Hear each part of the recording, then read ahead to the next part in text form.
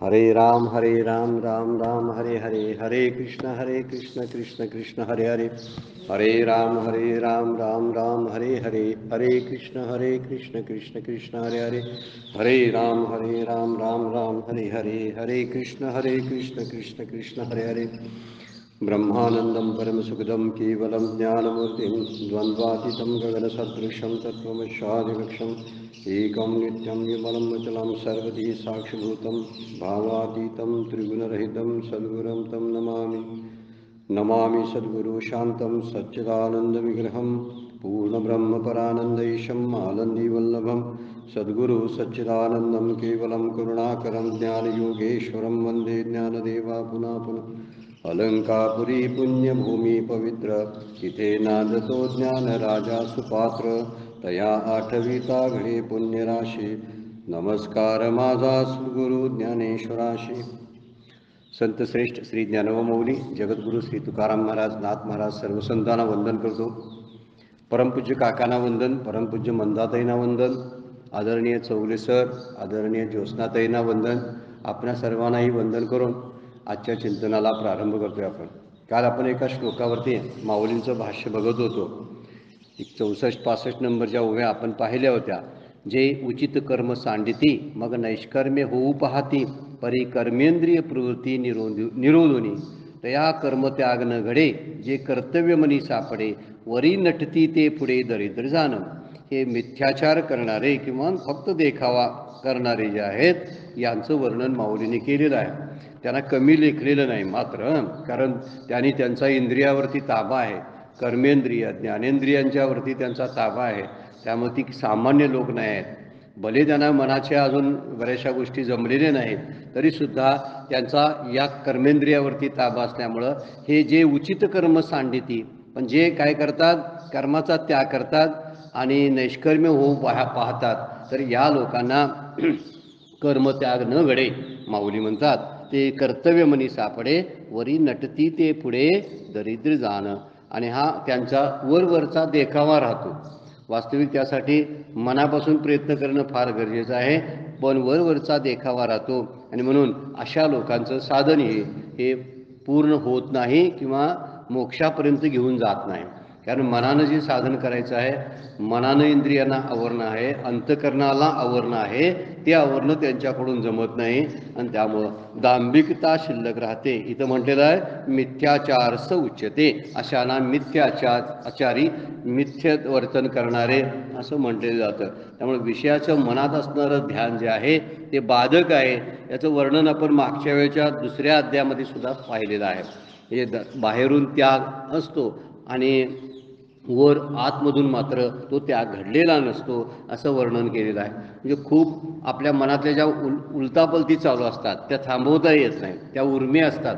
पुढे सांगितलेलं आहे, वर्णन केलेलं आहे। एका राजवाड्यामध्ये राजाला भेटायसाठी साधू महाराज येतात आणि साधू महाराजांना माहीत असतं की त्यांना त्याची भेट घ्यायची आणि जायचं। ते राजा नेहमी दिवसभर भजनामध्ये असतात, दुपारपर्यंत त्यांचं भजन चालू असतं, ते कुणाला भेटत नाही। आणि साधू महाराज दारात येऊन त्या द्वारपालला म्हणतात मला तुझ्या राजाला भेटायचं आहे। तो द्वारपाल म्हणतो की आमचे राजा नेहमी दुपारपर्यंत भजनात असतात, त्यामुळे कुणालाही भेटत नाहीत असं त्याने सांगितल्यावर तो म्हणतो जा तुझ्या राजाला सांग तुमचा राजा भजनात नाही तर बाजारात चपला खरेदी करण्यामध्ये गेलेला आहे। द्वारपाल म्हणतो कसं काय शक्य आहे, मी बघून आलोय भजनात आहेत ते। नाही आहेत भजनामध्ये, त्यांचं शरीर भजनामध्ये आहे, पण बाजारात ते चपलांचे जोड बघायला लागलेले आहेत। द्वारपाल जातो आणि राजांना सांगतो की एक साधू पुरुष आलेत आणि तुम्हाला असं म्हणतात।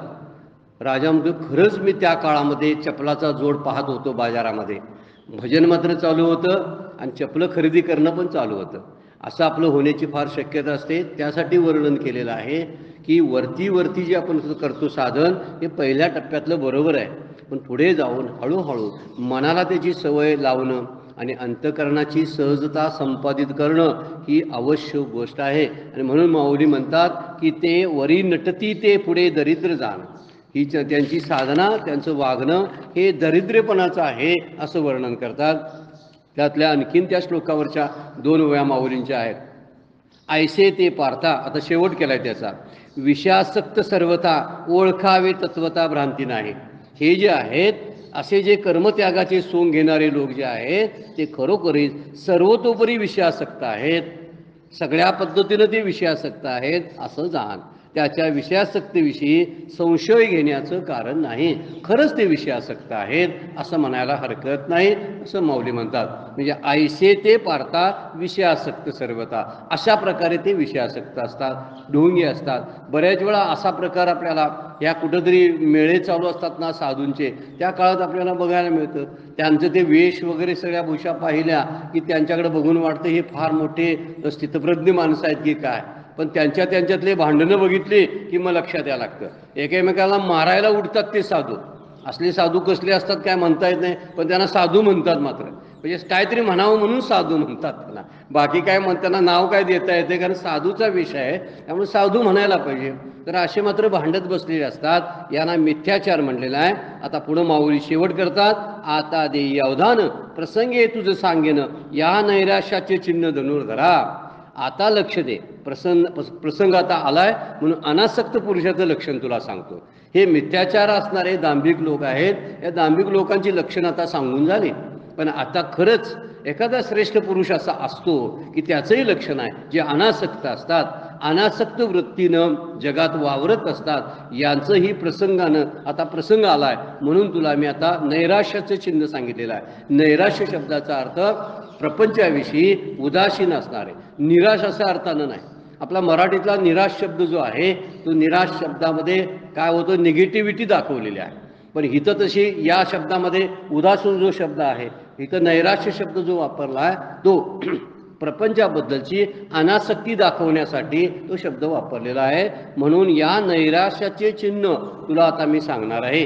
ते कोणत्या चिन्हाने युक्त असतात याचं वर्णन करणार आहे. त्यामुळे पुढील श्लोकामध्ये आता काही ओव्या माऊलीने वापरलेल्या आहेत आणि त्या ओव्यांचं वर्णन केलेलं आहे की ही जे लोक आहेत हे मिथ्याचार करण्यापेक्षा कसे श्रेष्ठ असतात.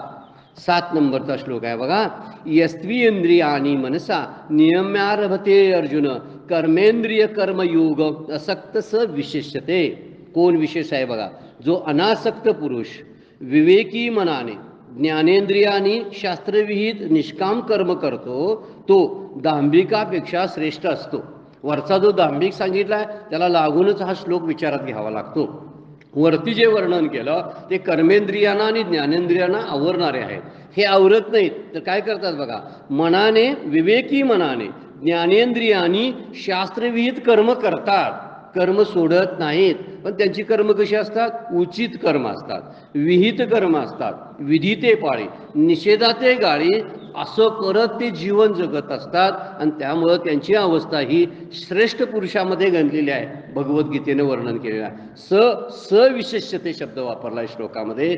तेच खास पुरुष आहेत, तेच वैशिष्ट्यपूर्ण श्रेष्ठ पुरुष आहेत की जे कर्मेंद्रिय ज्ञानेंद्रिय विहित कर्मासाठी वापरतात पण मनानं मात्र अनासक्त असतात. बुद्धीत त्यांच्या विवेक जागृत झालेला असतो. त्यामुळे विवेकानं आणि सावधानतेनं प्रत्येक कर्म लक्षपूर्वक करत असतात. त्या कर्माचं बंधन आपल्याला पडू नये इतकी सावधगिरी त्यांच्या वागण्यामध्ये असतात. ते श्रेष्ठ पुरुष गणले जातात. यस्त्विंद्रियानी मनसा नियम्यारभते अर्जुन म्हणलेला. नियम असतं त्यांचं, म्हणजे नियम्य केलेले असतात इंद्रिय आणि इंद्रियावरती संयम पण असतो. 2 शब्द त्यामध्ये फार महत्त्वाचे आहे. संयम असतोच असतो, पण संयमाबरोबर सहजता येण्यासाठी नियम पण असतो.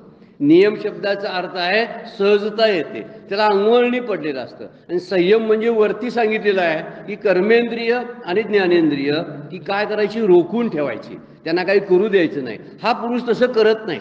आपली ज्ञानेंद्रिय आणि कर्मेंद्रिय फारशी रोखून धरत नाही, त्यांना सैल म्हणजे मुक्तपणाने सोडतो. याचं वर्णन आपण मागच्या वेळा एक उदाहरण घेतलेलं होतं. घोड्याचा टांगेवाला जो असतो ना, तो घोडा घेऊन जात असतो ना, तो टांगेवाल्यांचा नेहमी तो घोड्यांचे लगाम सारखी खेचत नाही, तो घेऊन हातात फक्त बसलेला असतो.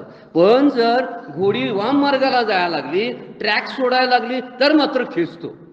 वर्णन कुठं आलं होतं की ज्यावेळी आपण कासवाचं वर्णन पाहिलेलं होतं. कासव योग्य वेळी आपलं जे अवयव आहेत ते बरोबर आत घेतं आणि ज्यावेळी खरोखर आनंद लुटायचा असतो त्यावेळी ते सगळे अवयव बाहेर सोडतं. नुसतं असं पकडून ठेवत नाही. नुसतं पकडून ठेवणं आणि आतल्या आत विषयांचा विचार करणं याला दांभिकपणावरती आपण पाहिलं.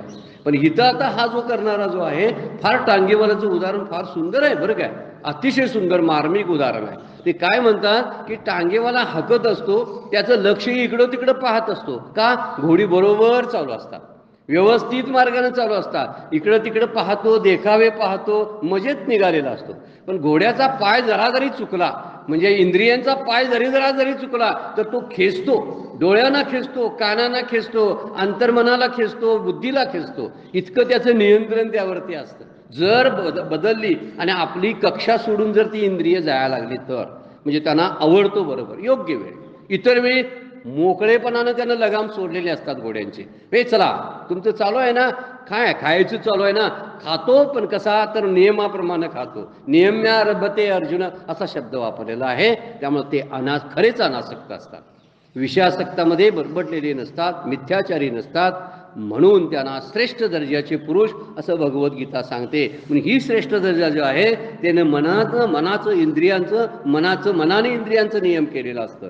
आसक्ती न धरता ही कर्मेंद्रियाकडून कर्माला आरंभ करतो आणि तोच खरा श्रेष्ठ आहे असे या श्लोकामध्ये सांगितलेलं आहे. त्यामुळे विवेकयुक्त होऊन मनाला लगाम लावून जो इंद्रियांना आत्मप्राप्तीच्या दिशेनं दौडायला मार्गस्थ करतो, म्हणजे जे आत्मप्राप्ती करायची आहे ते आत्मप्रगती करता प्रामाणिकपणाने आवरून धरतो, विवेक वापरतो, त्याला श्रेष्ठ दर्जाचा पुरुष म्हणलेला आहे.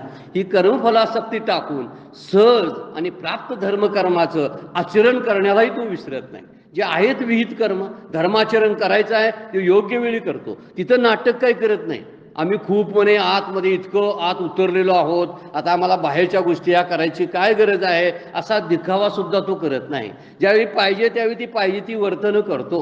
म्हणजे लोकांमध्ये मिक्स व्हायचं आहे, मिसळायचं आहे, मिसळतो असा म्हणत नाही. अशा लोकांच्या मध्ये मी मिसळत नाही, कारण ही लोक फार काय करतात, असंगाचा संघ असतो वगैरे असली भाषा तो वापरत नाही. निवांत जगत असतो आणि हे निवांत पण त्याच्यामध्ये. त्यामुळं हा दांभिक जो आत्ता वरचा सांगितलेला होता तो वास्तविक दांभिक असेल वरच्या श्लोकातला, पण दुर्जन नाही. मगाशी आपण बघितलं तो दुर्जन नाही, कारण त्यामध्ये सांगितलेलं त्याला समाजकंटक नसतो. त्यांना आपली इंद्रिय फक्त आवरलेली असतात, मनाला आवरलेलं नसतं. पण त्याच्यापेक्षा ह्याला श्रेष्ठ का म्हणलेलं आहे तर यानं रोजची जे नियत कर्म आहेत ती कर्म करत राहतो, ती टाळत नाही. तो नित्यनेमाची कर्म करत राहतो. असं म्हणत नाही मी आता सगळं सोडलेलं आहे त्यामुळे मी काही करणार नाही असं म्हणत नाही. तोही दिखावाच आहे ना. जसा वरच्या श्लोकामध्ये सांगितलेला दिखावा आहे तसा हा एक दिखावाच होणार आहे. जर मी टाकलेला आहे मी ते काय करत नाही वगैरे हे असं जर म्हणा लागला तर तोही एक प्रकारचा दिखावा होईल. म्हणून त्याला वरच्याला दांभिक म्हटलं, पण तो समाजकंटक नाही. कारण फार समाजाला त्याची गरज आहे. मात्र ती माणसं काय करतात अशी जी आहेत की स्वतःची इंद्रियावरून फक्त धरतात, मनाला आवरून धरलेलं नसतं, त्यांचा फारसा त्रास समाजाला होत नाही, अजिबातच होत नाही. कारण त्यांना माहिती आहे मी जर काहीतरी केलं तर मला साधू पुरुष म्हणणार नाहीत. ते कसे घाबरतात बघा ते. जर मी असा वागलो तर मला साधू पुरुष म्हणणार नाहीत. साधू पुरुष म्हणावं म्हणून ते वागतात, त्यांना दांभिक म्हटलेलं आहे. मला कोणतरी साधू म्हणावं या अवस्थेत ते मग त्या वेश असेल, त्यांच्या काहीतरी पद्धती असतील, त्या टिळामाळा असतील, आणखीन काहीतरी धारण उपचार काहीतरी करत असतील. ते कशासाठी लोकांनी मला चांगलं म्हणावं. अशी माणसं मात्र समाजामध्ये वाईट वर्तन करत नाही, योग्य मार्गाने जगत असतात. म्हणून त्यांना भगवद्गीतेने समाजकंटक म्हटलेलं नाही, फक्त दांभिक म्हटलं, फक्त दिखाऊ करणारे म्हटलं, फक्त तेवढाच शब्द वापरलेला आहे. पण त्या दांभिकता किंवा मिथ्याचार यामुळं मात्र समाजाला काय तोटा नाही. त्यापेक्षा हा मात्र श्रेष्ठ पुरुष आहे. मिथ्याचारीपेक्षा हा पुरुष या श्लोकामध्ये सांगितलेला 7व्या श्लोकामध्ये सांगितलेला श्रेष्ठ दर्जाचा पुरुष आहे. कारण विवेक साधक विषयांच्या उपभोगातून निवृत्त न होता तो काय करतो, विषयामध्येच राहतो पण विषयासक्त होत नाही. राहतो विषयामध्ये पण विषयासक्त होत नाही. पुढे आपले दृष्टांत फार माऊलीने दिलेले आहेत, सुंदर दृष्टांत दिलेले आहेत. विषयामध्ये राहायचं आणि विषयासक्त व्हायचं नाही, म्हणजे विषयाचा प्रभाव पडू द्यायचा नाही. विषयामध्ये राहायचं पण विषयांचा प्रभावापासून बाजूला राहायचं. दुसरी एक गोष्ट याला श्रेष्ठ म्हणण्याची आहे, तो कर्माचा त्याग करत नाही तर काय करतो, फलासक्तीचा आणि संकल्पाचा त्याग करतो.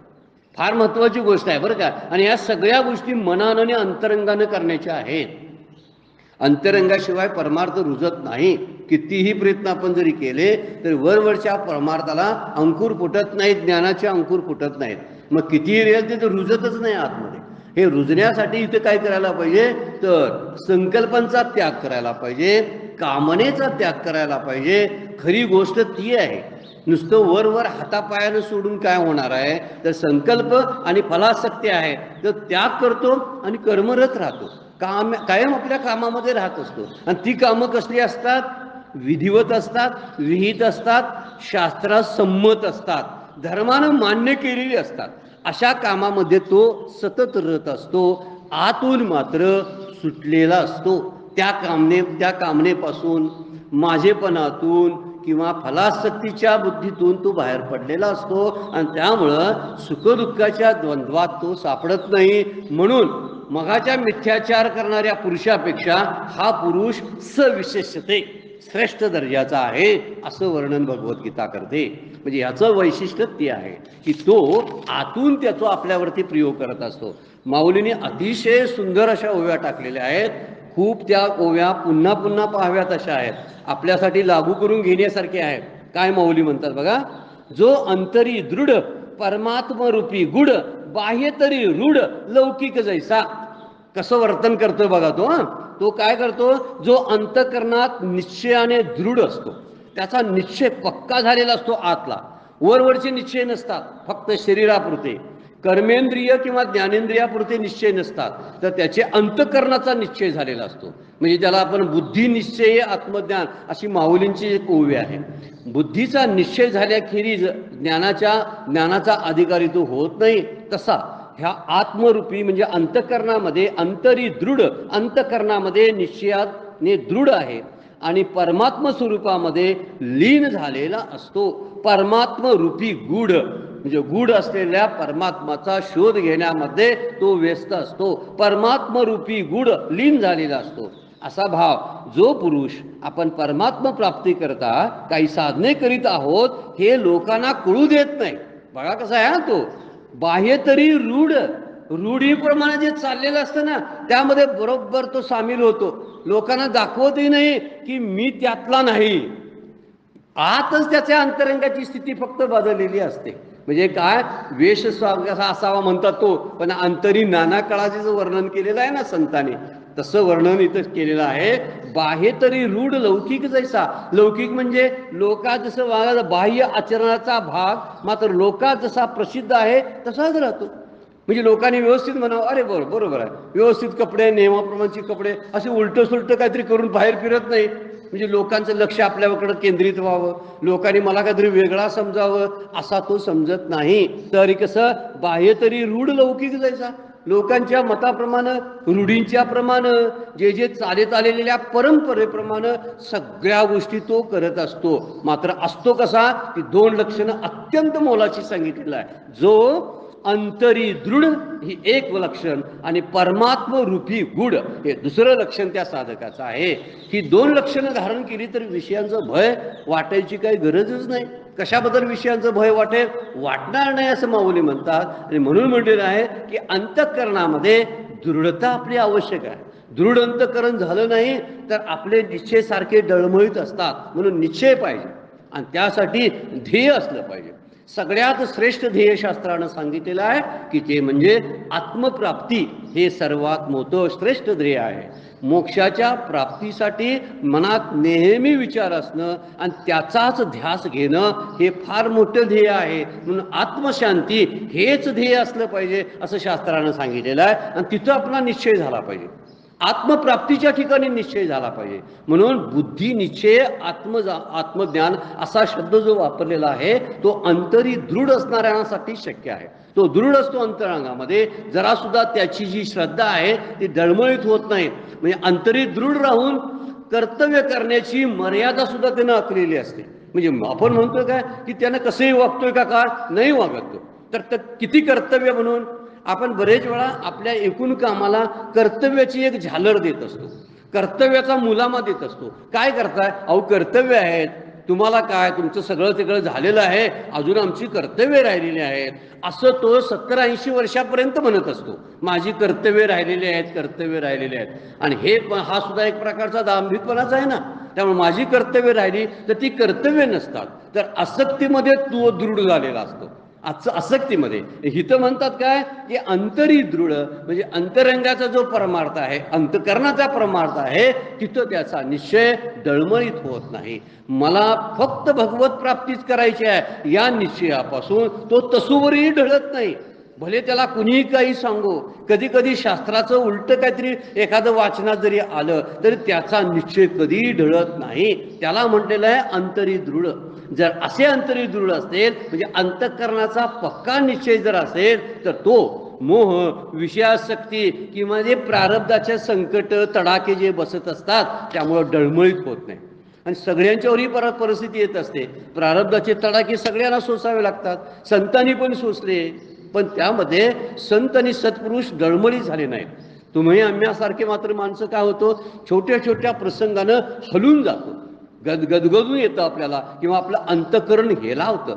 हे एका आपल्या सामान्य माणसांची स्थिती आहे. पण मोठे सत्पुरुष जे असतात यांची दृढता असते, त्यांचा निश्चय अंतरंगामध्ये झालेला असतो. त्यामुळं त्यांची श्रद्धा कधी डळमळीत होत नाही. अशी अढळ श्रद्धा असणारी जी असतात त्यांना अंतरी दृढ असं माऊली शब्द वापरतात. आपली स्थिती तशी करून घेतली पाहिजे. कोणत्याही परिस्थितीमध्ये भगवत प्राप्तीचा निश्चय डळमळता कामा नये. माझ्यावर हे प्रसंग आले, आता तब्येत खराब झालेली आहे, त्यामुळं आज नामाला उठता येत नाही, ध्यानाला उठता येत नाही, नको ती कारणं सांगून माझ्या निश्चयाला मीच तडे देत असतो.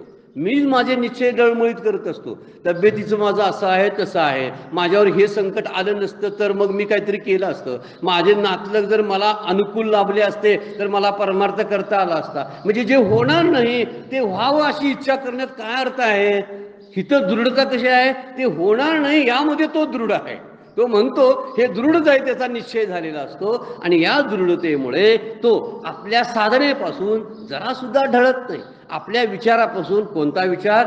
आत्मप्राप्ती किंवा परमात्म प्राप्तीचा जो विचार आहे त्या विचारापासून जरा सुद्धा तो ढळत नाही. आणि म्हणून तो परमात्मरूपी गूढ शब्द वापरलेला आहे. म्हणजे परमात्म्याच्या अनुसंधानामध्ये, गूढ असलेल्या परमात्म्याच्या अनुसंधानामध्ये तो राहण्याचा प्रयत्न करतो.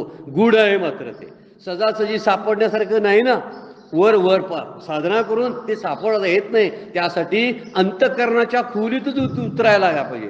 कारण ही भक्तीची खोली जास्त आहे. माऊलींची 12व्या अध्यायामध्ये उभ्यावा, खोली पारून येणीजे तरी भक्ती न बुडीजे, रोकडाची लाहीजे न मरता मोक्षू, असे एक 12व्या अध्यायामध्ये उभ्या. म्हणजे भक्तीची खोली मोजता येत नाही एवढी आहे, तरी त्या भक्तीमध्ये कोणच बुडत नाही. गंमत कशी केली आहे बाबा, इतकी भक्तीची खोली आहे तरी कुणी जरी बुडी घेतली त्यामध्ये तर कोण बुडतच नाही त्यामध्ये, अशी ती खोली आहे. तशी खोली ही भक्तीची असल्यामुळं त्या भक्तीच्या खोलीमध्ये हा परमात्म्याची गूढ अवस्था भोगण्यासाठी आत आत आत उतरत जातो. ध्यानाच्या स्थितीमध्ये आत उतरणं ज्याला आपण म्हणतो ना, ते तसं आहे. नामाच्या स्थितीमध्ये आत उतरणं जाणं, कारण नाम हे सूक्ष्मातलं सूक्ष्म एक साधन आहे. का सूक्ष्मातलं सूक्ष्म साधन आहे? कारण सूक्ष्म असलेल्या परमात्म्याचं ते बरोबर आपल्याला वेध लावून ठेवतं किंवा त्या दिशेनं आपल्याला मार्गस्थ करतं, म्हणून ते सूक्ष्म साधन आहे. व्यापक असणारा, जे व्यापक असतं ते सूक्ष्म असतं. त्यामुळे ह्या सूक्ष्म असलेला परमात्मा जो आहे त्याला गूढ शब्द जो माऊली वापरतात तो सहजासहजी प्रकट होत नाही, इंद्रिय गोचर तो नाही, इंद्रियांना सहजासहजी प्राप्त होणारा नाही. पण जो त्या खोलीमध्ये हळूहळू उतरतो, जो अंतरामध्ये दृढ असतो आणि परमात्म्याची गूढता शोधायला जातो, त्याला मात्र कळतं. त्यासाठी बाह्य देखावे, बाह्य आचार सोडावे लागत नाहीत.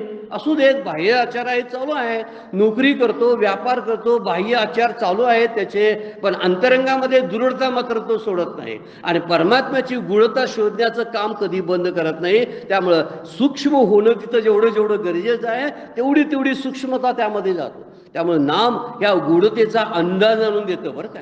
म्हणून नाम कधी सोडू नये याचा कारण तेच आहे. त्याचा अंदाज आणून देतं, तो परमात्मा नेमका कसे आहे त्याची ओळख करून देतं आणि आपल्याला तिथेपर्यंत नेऊन सोडतं. हे सोडणं फार महत्वाचं काम नाम करत असतं. त्यामुळे गूढ असलेल्या परमात्म्याचा आपल्याला अंदाज येतो. यासाठी बाहेरचे व्यवहार ते सुरळीतपणे पार पाडणं मात्र त्याचं चालू असतं. आणखीन एक उभे आहे, अलौकिका नोहावे लोकाप्रती, असं माऊलीचं एक उभे आहे. म्हणजे अलौकिक स्वतःला मानून घेत नाही, ते नियमाप्रमाणे सगळं चालू असतं त्याचं. आणखीन एक फार सुंदर ओळ आहे बघा, तरी बाह्य आणि अंतरा आपुलिया सर्व व्यापारा मज व्यापका ते विरा विषय करी. तो कुणाला विषय करतो बघा, बाह्य आणि अंतरा मज व्यापका ते विरा विषय करी आपुलिया सर्व व्यापारा. बाहेरचे आणि आतले जे सगळे व्यापार चालू असतात त्याला तो भगवंत रूप करून टाकतो. म्हणून तो परमात्मरूपी गूढ असतो. परमात्मरूपी गूढ शब्दाचा अर्थ आहे बाह्य आणि अंतर सांभाळण्याचं तो काम करतो. बाहेरचं कसं सांभाळतो, जेवढं नियमात बसतं, धर्मात बसतं, विहित आचरणात बसतं तेवढंच तो करतो. हे त्याचं सांभाळणं चालू असतं, ते सोडत नाही. आणि आतमध्ये मात्र इतकी दृढता असते की त्याला वाटत असतं मी जो हा व्यवहार करतो हा सगळा मिथ्या आहे. प्रपंच हे एक नाटक आहे म्हणून प्रपंचात तो जगत असतो. मी एक नाटकातला एक रोल करतो, अशा रोलने तो जगत असतो. खरा मी जो आहे तो माझं नाव वेगळं आहे आणि नाटकात जे मला नाव मिळालंय, मला कोण काका म्हणतं, बाबा म्हणतं, आई म्हणतं, हे सगळी मला मिळालेली नावं आहेत, ही खोटी आहेत असं मानून तो दृढ असतो. किती दृढता त्यामध्ये आहे बघा. ही दृढता आपल्याला सहजता जर जमली तर निश्चितपणे आपण बाहेरच्या व्यवहाराचा आपल्यावरती तसूबरीही परिणाम होणार नाही. किती व्यवहार असले, किती काही काही करतो आपण, नोकऱ्या करतो, व्यापार करतो, शेती करतो, आणखीन काही काही व्यवसाय करतो. पण व्यवसाय जरी करत असलं तर परमपूज्य काका म्हणतात तसं आतलं पाणी हलता कामा नये. त्याला अंतरी दृढ शब्द वापरलेला आहे. त्यामुळे अंतरामध्ये ईश्वर निष्ठा जी असते ती त्याची कधीही डळमळीत होत नाही.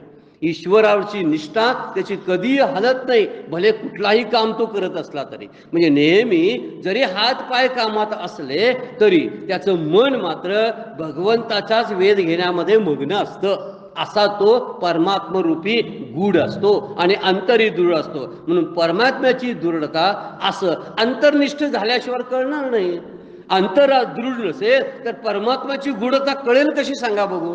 दोन्ही तुकडे पाठोपाठ टाकलेले आहे. अंतरी गूढ परमात्मरूपी काय म्हटलेलं आहे, अंतरी दृढ परमात्मरूपी गूढ. गूढ म्हणजे ही गौप्यता शोधायची असेल तर अंतरंगाची निश्चितता अगोदर असायला पाहिजे, निश्चय झाला पाहिजे. आमचा निश्चय पक्का होत नाही. हे किती हे किती प्रपंच पद्म चालू असतं आणि परमार्थामध्ये सुद्धा चालू असतं हे किती हे किती. त्यामुळे बऱ्याच वेळा हे शास्त्राचा अभ्यास करू, ह्या ग्रंथाचा अभ्यास करू की त्या ग्रंथाचा. कुणा जरी एका अभ्यास वर्गाला गेलो मी की त्या ग्रंथाचा अभ्यास करावा असं वाटायला लागतं. दुसरा अभ्यास कुठल्या तरी ग्रंथाचा ज्या अभ्यास वर्गाला गेलो की आता हे नको, हे मधीच सोडूया, 4 अध्याय झाले तेवढेच, त्याच्या पुढचा आता दुसराच ग्रंथ घ्यायचा. कशामध्ये काय दृढतच नाही, सारखं बदलत बदलत राहायचं. त्यामुळं कुठलाच विषय पूर्णपणे पणाला जात नाही. म्हणून परमपूज्य काका म्हणतात भले वाचा, किती वाचता तेवढं, पण एक ग्रंथ आपला स्वतःचा निवडावा आणि त्या ग्रंथाचा आपण पाठलाग करावा. एक कुठला तरी जो माझ्यावरती बऱ्याच वर्षापासून परिणाम करून गेला, परिणाम करून राहिलेला आहे, आजही तो परिणाम करतो. त्याची ओढ आहे आपल्या त्या ग्रंथाविषयी, त्या ग्रंथकर्त्याविषयी. त्याच्यावरती प्रेम करावं आणि त्याच्या पाठी लागावं. सगळेच ग्रंथ बरोबर मुक्तीचाच मार्ग दाखवतात. भले आता खूप काही आहेत, इतके सगळे आहेत, आपल्याला आयुष्यभर काही वाचता येणार नाही. कुठंतरी दृढता असायला पाहिजे ना, कुठंतरी एक निश्चय करायला पाहिजे ना. जराशी 1-2 पुस्तकं मधलंच कुठलं काढायचं, त्यातली 4 पानं वाचायची, त्याची खून करायची, ते पुस्तक आत टाकून द्यायचं, दुसरं पुस्तक उद्या काढायचं, त्यातली 2 पानं वाचायची, तीही टाकायचं, मागच्याही पुस्तकातलं काय माहीत नाही, ह्याही पुस्तकातलं काय माहीत नाही. असला अभ्यास कदाचित आमचा चालू असण्याची शक्यता असते. त्यामुळं दृढता राहत नाही, अभ्यासातली दृढता राहत नाही. आणि दृढता नसली ना ती गूढ शोधता येत नाही. आपण जर घट्ट आत असलो ना तर तो रस्ता सापडतो. ध्येयाशी बरोबर चिकटलेलं आपण असलो पाहिजे. ध्येय निश्चित अगोदर झाले. ध्येय जो आहे ते परमात्म प्राप्ती आहे, आत्मशांतीचीच मला प्राप्ती करून घ्यायची आहे, असा जर निश्चय असेल ना तरच ती गूढता उकलून दाखवता येईल. उकलून तो दाखवतो. ग्रंथ सुद्धा, ग्रंथाविषयी आपण इतकं प्रेम जर करायला लागलो एखाद्या शास्त्राच्या एका अभ्यासाविषयी तर तो शास्त्र ग्रंथ आपल्यातली गूढता उकलून दाखवतो. पण आपलं तेवढं प्रेम असायला पाहिजे ना. आपलं प्रेम जर असं असं पसरत पसरत पसरत वाटून टाकलेलं असेल आपण, तर या गोष्टी बऱ्याच वेळा अशा घडतात. त्यामुळे दृढ राहत नाहीत ती बरीचशी लोक. म्हणजे अशा लोकांना खूप वेळा असतं. आणि माझ्यासारखी प्रवचन करणारे असतात, 17 कुठले तरी ग्रंथ वाचायचे, एका ग्रंथावर कधीच दृढता दाखवायची नाही, कुठलंच एकाचं काय करायचं नाही, असं आपल्या घडण्याची शक्यता असते. अनेकांना मी हा प्रश्न विचारतो, तुम्ही स्वतःची साधना म्हणून काय करताय? ते म्हणले, कसली साधना? कीर्तन प्रवचन करतोय हीच साधना, शास्त्राचा अभ्यास करतोय हीच साधना. शास्त्र अभ्यास हे साधनेचं एक अंग झालं. ही काय अंतरंगाची साधना नाही, बाह्यंगाची साधना आहे. शास्त्र श्रवण करणं, शास्त्राचं चिंतन करणं ही बाह्य साधना आहे. अंतरंगाची साधना जी आहे ती अंतरंगात दृढच व्हायला पाहिजे निश्चय, आणि परमात्मरूपी गूढ शोधण्यामध्ये आपलं मन चांगलं लागलं पाहिजे. त्याला म्हणायची अंतरंग साधना. ही बैठी साधना आहे. परमपूज्य काका म्हणतात त्याप्रमाणे. बैठकीचं साधन काय करता का, असं परमपूज्य काका विचारतात. जाता येता मी रामकृष्ण हरी म्हणतो. अरे चांगलं काय, चांगली गोष्ट आहे. अजिबातच कोण काय म्हणत नाहीत, दुसरंच काही बडबडत बसलेले असतात. त्यापेक्षा जाता येता रामकृष्ण हरी म्हटलेलं चाललं. परंतु असा एखादा विशिष्ट वेळ निवडलाय काय साधनेसाठी, की जो माझ्यासाठी आहे. माझ्यासाठी वेळ दिलाय काय कुठला? आपल्यासाठी वेळ देणं. साधना करणं म्हणजे काय? आपण म्हणतोय देवासाठी वेळ देणं, श्रीगुरूंसाठी वेळ देणं. त्यांना वेळ द्यायची काय गरज नाही. ती वेळ आपल्यासाठीच असते खास करून. आणि दुसरी उरलेली काय 23 तास आहेत काका म्हणतात त्याप्रमाणे, ते संसारासाठी द्यावेत. म्हणजे ही दृढता कायम शिल्लक राहते. म्हणून माऊलींनी वर्णन करताना असं केलेलं आहे की अंतरंगातली ईश्वरनिष्ठा त्याची कधीही डळमळीत होत नाही, श्रद्धेला त्याच्या धक्का बसत नाही. त्यामुळं परमात्म्याची गूढता हळूहळू कळायला लागते. आणि जरी तो बाह्य आचार सांभाळत असला तरी मुलाबाळामध्ये असतो. म्हणजे इतरांसारखा दिसतो तो, पण इतरांसारखा नसतो तो आतनं. बाहेरून इतरांसारखा असतो, आतून मात्र इतरांसारखा नसतो. जर वर बघायला गेलं तर तो असा असेल असं वाटतच नाही, तेवढा तो आत पोचलेला असतो. ह्यापूर्वी एक चिंतनामध्ये एक वाक्य घेतलेलं होतं, आपल्या पायाचा आवाज न करता जे चालतात ते जास्त अंतर चालू शकतात.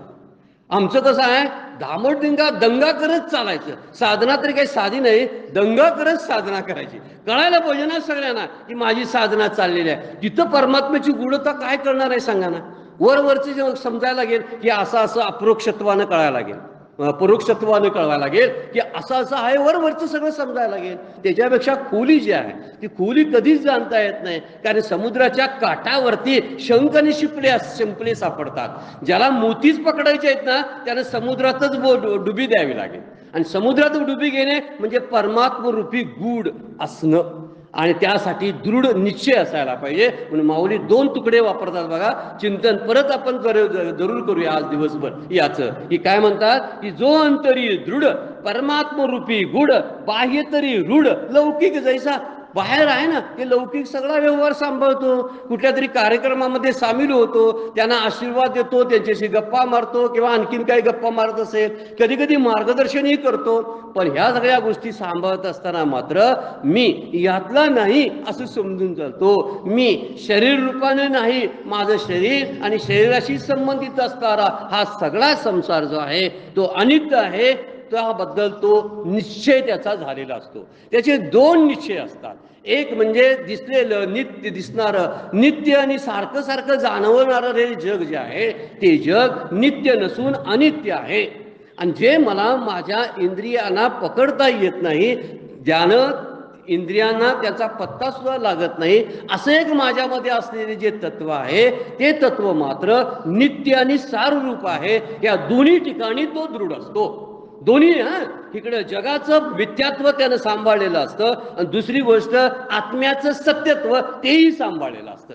ह्या दोन्ही पायरीवरती तो भरपूर गच्च पकडून असतो. मग इतर व्यवहार जे जे चाललेले असतात ना, तो गप्पा मारेल, बोलेल, मुलांना वाढवेल, शिक्षण देईल, आणखीन कुठल्या तरी कार्यक्रमामध्ये पाहुण्या राहुण्यामध्ये सामील होईल. सामील होत असताना आपले पाय सोडत नाही. मात्र ज्या 2 दगडावरती पाय ठेवलेले आहेत, एक दगड आहे की जो जग मिथ्य आहे याचा, आणि दुसरा आहे तो ब्रह्म सत्य आहे याचा. या दोन्हीवरती तो स्थिर असतो. आणि दोन्हीवर स्थिर असताना व्यवहार करताना भीती बाळगायची काय कारण आहे बघा. जो इंद्रिय अज्ञान करी, आता त्यामुळे तसं झालं बघा, विषयाचे भय न धरी. काय विषयाची भीती बाळगायची गरज आहे? काहीतरी विषय करणं जात ना, इकडे तिकडे येतात जातात, त्याचं भय त्याला नसतं. प्राप्त कर्म न अव्यरी उचित जे जे. जे वाट्याला आलेलं जे कर्म आहे न अव्हेरी, न अव्हेरी म्हणजे अव्हेर करत नाही. ह्या पूर्वीचे शब्द आहे, नाव्हेरी शब्द वापरलाय. नाव्हेरी म्हणजे न अव्हेरी असा अर्थ आहे. म्हणजे तिकडं दुर्लक्ष करत नाही, टाळाटाळ करत नाही. कुठल्या कर्माला? प्राप्त कर्म. स्वतःच तयार करून ठेवीत नाही कर्माचा डोंगर. हे करायचं आहे मला, ते करायचं आहे, उगीच कल्पनेनं करायचं आणि ते करत करत राहायचं नाही. कल्पनेनं तयार करायची कामं आणि खरंच कामं करत राहायची. कल्पनेनं का करत नाहीत मग? जर कल्पनेनं कामाचा डोंगर रचलेला असेल तर कल्पनेनंच पूर्ण करावा ना. झालं माझं काम. मगाशी मी म्हणतो तो हे करायचं आहे, ते करायचं आहे, मगाशी बसलो घरात शांतपणे आणि ते काम करून टाकलं. अरे काय बाहेर तरी जाय नाही, बसूनच काम केलं, कारण ते बसूनच ठरलं होतं. अशी बसून ठरलेली काल्पनिक कामं आहेत, बसूनच कल्पनेनं पूर्ण करावीत.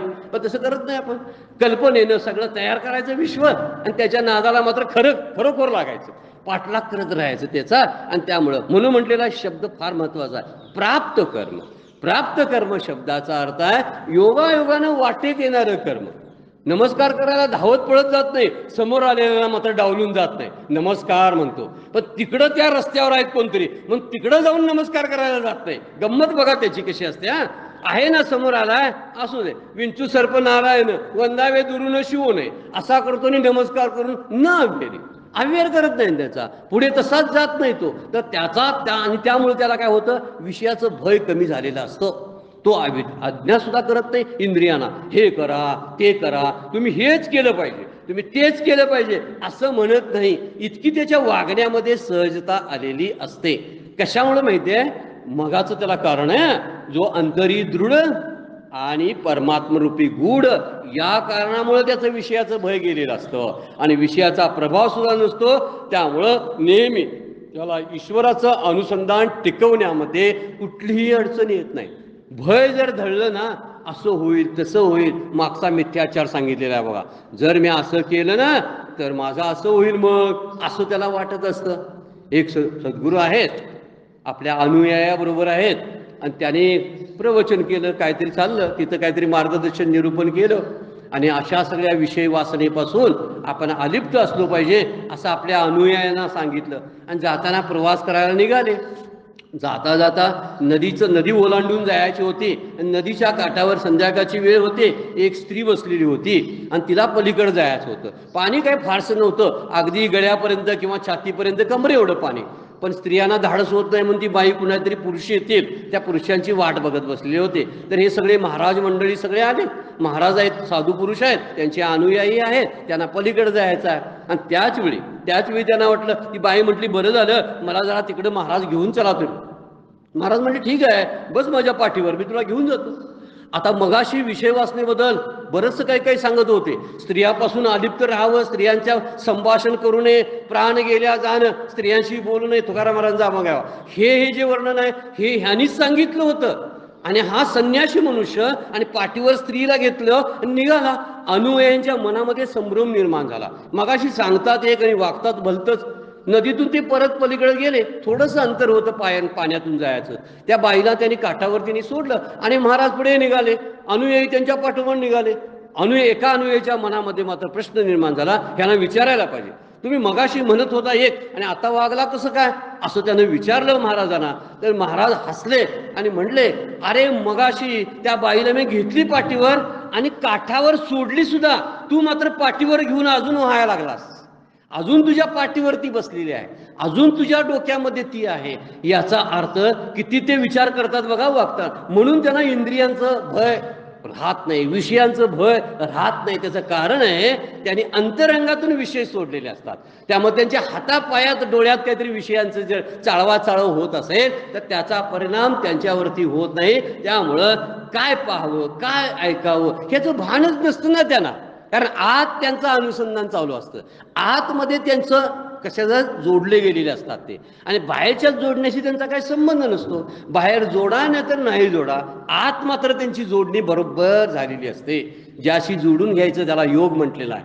त्या आतला योग जो आहे ना तो योग बरोबर साधलेला असतो. त्यामुळे बाहेरच्या दृश्याचा प्रभाव त्यांच्यावरती पडत नाही, कारण त्यांनी अगोदर निश्चय केलेला आहे की बाहेरची दृश्य दिसत असली तरी मला फक्त उदरनिर्वाहासाठी शरीराच्या संगोपनासाठी ज्याचा वापर करून घ्यायचा आहे प्रपंचाचा, अन्य याचा काहीही वापर माझ्यासाठी नाही असा त्यांचा दृढ निश्चय झालेला असतो. त्यामुळं असलेला दृश्य प्रसारा जो आहे तो दृश्य प्रसारा त्यांनी मनातून मिथ्या मानलेला असतो. मग मिथ्या मानलेला असेल तर त्याचा परिणाम आपल्यावरती कसा होईल? त्यामुळं संसाराच्या मिथ्यत्वाचा पक्का निश्चय झालेला असतो आणि त्यामुळं विषयात सुख नाही हे त्यांना ठाऊक असतं. त्यामुळं कशाला भय धरायचं विषयांचं? विषयात सुख नाही असं म्हणून विषय भोगतो. किती गंमतशीर गोष्ट आणि अवघड पण आहे बरं काय. हे जर सांगही बघायला ओव्या वाचायला सोप्या वाटतात बघा आणि पारायणासाठी सुद्धा सोप्या वाटतात, पण ज्यावेळी आपण त्या वापरायला लागू ना त्यावेळी वापरायला लागू की खऱ्या परमार्थाला सुरुवात होते. वाचताना परमार्थाला सुरुवात झालेली नसते, नुसता प्रवेश झालेला असतो आपला. आपण शास्त्राभ्यास करायला लागलो, पण शास्त्राभ्यासाचा मारा आपल्या अंतःकरणावरती आपण ज्यावेळी करायला लागतो ना त्यावेळी खरी सुरुवात होते परमार्थाची. इथं तोच विषय सांगितलेला आहे की कोणत्याही विषयातील जो विषय असतो तो विहित कर्माचा तरी अव्यय करत नाही आणि त्यामुळे विषयात सुख नाही असा त्याचा निश्चय झालेला असतो. खऱ्या सुखाचा त्याला पत्ता लागलेला असतो. म्हणून परमात्मरूपी गूढ आहे, त्यासाठीच तो विषयाचं भय धरत नाही. विषयाचे भय न धरी आणि प्राप्त कर्म न अव्यरी असलेली वाट्याला आलेली कर्म तो आरामात सगळी पूर्ण करत असतो. वर्णन केलेलं आहे की विषयाचा विषयरूपी सापाचा विषारी दात काढला तर तो साप काय करेल? परमपूज्य काका अधूनमधून ते उदाहरण देतात बघा की विषयरूपी साप आहे, त्या सापाचा एकच दात आहे, बाकी सगळे त्याचे अंश जे आहेत ते काय आहेत? बाधा न आणणारे आहेत. त्याची शिफ्टी आहे, त्याचं डोकं आहे, त्याचे डोळे आहेत, ते बाधत नाहीत. बाधतं काय? तर त्याच्यातल्या दातात असणारा तो दात जो विषाचा आहे तो फक्त दात काढायचा आहे. म्हणजे विषाचा दात म्हणजे याचा अर्थ विषयासक्ती किंवा त्याच्यातलं ममत्व आणि अहंकार असा विषयातला काढून घेतला की विषय काय होतात? फुसके ठरतात ना, आणि ते काय भोगल्यामुळे काय परिणाम होणार आहे त्याचा. म्हणून विषयांचं भय न धरी तो विषयांना अजिबात घाबरत नाही आणि पुढे पुढे जातो. म्हणून वर्णन करताना सुद्धा करतो की कोणत्याही विहित कर्माचा सुद्धा मी हे करणार नाही, कारण माझी आता अंतरंगामध्ये दुर्बलता झालेली आहे. परमात्म्याचं अनुसंधान मी टिकवू शकतो, त्यामुळे सगळं मिथ्या आहे, त्यामुळे कुणाला बोलवायलाच नको. ही सगळी जाणारी ती मिथ्या आहेत, त्यांच्या नादाला लागाय नको असं म्हणत नाही. त्यांच्याही बरोबर असतो तो. ही त्यातली खरी गंमत आहे. त्यामुळं आम्ही पूर्ण झालो असा अभिनवेश सुद्धा नसतो. मला नामाची आता गरज नाही, मला आता तीर्थयात्रा कशाला करायला लागणार, मी कशाला मूर्तीचं आंघोळ घालू मूर्तीला आणि त्याला गंध अक्षता वाहू असं म्हणत नाही. तो विहित आलेली कर्म प्राप्त कर्म व्यवस्थित करतो, देवाची पूजाही करतो, पण त्याला माहिती आहे की या उपाधी माझी गुप्त, चैतन्य असे सर्वगत हे त्याला ठाऊक झालेलं असतं, तरी सुद्धा उपाधींची पूजा करतो. किती गंमत आहे आणि अवघड पण आहे. पण ज्यावेळी ह्या वागण्याला सहजता येते त्यावेळी परमार्थ जो आहे ना तो परमार्थ खऱ्या अर्थानं रुजला जातो. म्हणून कधी काळी काहीतरी उपवास केलेला आहे तर जो मोडला तर दिवसभर अशी खंत करत बसत नाही, माझा उपवास मोडला, माझा उपवास मोडला असं काही म्हणत नाही. परमपूज्य काकांना सांगितल्यावर ते म्हणतात उपवास मोडला काय? असू दे, दुसऱ्याला कोणाला सांगू नकोस मोडला आहे. तुला मोडलाय ना, आता इथून पुढचा धर उपवास. आता राहिलेले तास जे आहेत शिल्लक तेवढ्याचा उपवास धर. मोडलाय असं समजूच नकोस. कशाला नको त्या गोष्टीमध्ये अडकून राहायचं.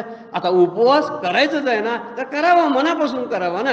केला पण त्यातून कुठेतरी विषयामध्ये जाता जाता काहीतरी थोडंसं मौन सुटलं म्हणून काय बिघडून जायची सुद्धा गरज नाही असा याचा असतो. म्हणून म्हटलेलं आहे प्राप्त कर्म न अव्यरी उचित जे जे. माऊलीनी परमपूज्य खंदारकर महाराजांनी त्याचा अर्थ कसा केला बघा. तो पुरुष इंद्रियांना विषय भोगण्याची आज्ञा करत नाही, कदाचित अदृष्टानुसार विषय भोगण्याचा प्रसंग आलाच तर त्याचं भय सुद्धा बाळगत नाही, कारण अनासक्त वृत्तीने विषय भोगल्यास परमार्थाची हानी होत नाही हे अनासक्तीचे वर्म तो जाणतो. परमार्थाची हानी कशामुळे होईल? अनासक्त पद्धतीने जर विषय भोगले तर.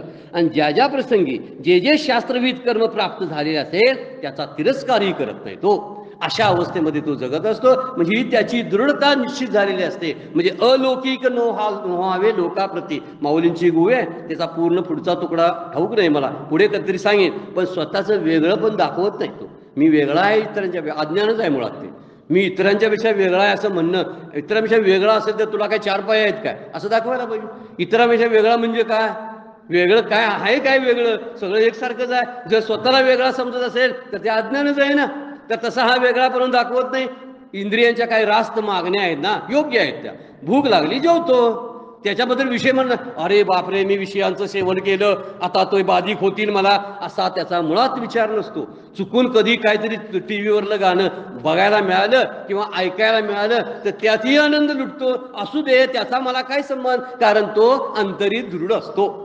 एवढी दृढता झाली, परमात्मरूपी गूढ झालं, तर हा जो परमात्मा आहे तो इंद्रियांना अज्ञात सुद्धा करत नाही, विषयांचं भय धरत नाही आणि प्राप्त कर्माचा अवेर किंवा तिरस्कार करत नाही. इतकी त्याची दृढता झालेली असते, म्हणून त्याला श्रेष्ठ पुरुष मानलेला आहे. आपण 1-2 ओळीवरतीच विचार करू शकलो. आजची वेळ संपलेली आहे, 2 मिनिटं जादाच झालेली आहे. आजच्या या चिंतनाला, आजचं चिंतन सद्गुरूंच्या चरणी, भगवान ज्ञानेश्वरांच्या चरणी अर्पण करतो आणि विराम घेऊया. पुंडलिक वरदा हरी विठ्ठल.